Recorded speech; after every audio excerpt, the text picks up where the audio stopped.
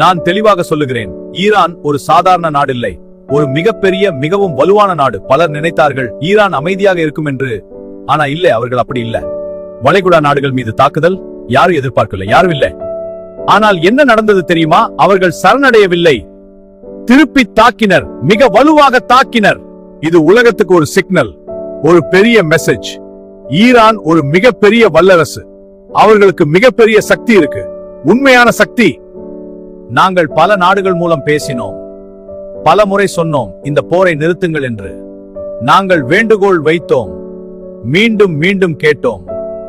ஆனா என்ன சொன்னார்கள் தெரியுமா?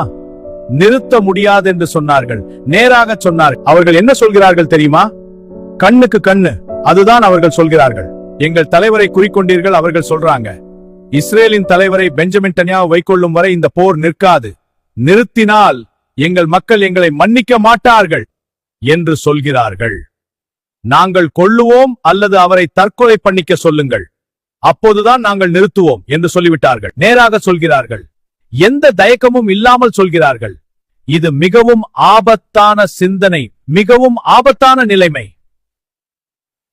அவர்களிடம் 2000 கிலோமீட்டர் தாக்கக்கூடிய ஏவுகணையில் இருக்கும் என்று நாங்கள் நினைத்தோம். அவர்கள் 4000 கிலோமீட்டர் தொலைவில் தாக்கும் எடுத்து சோதனை செய்து விட்டார்கள்.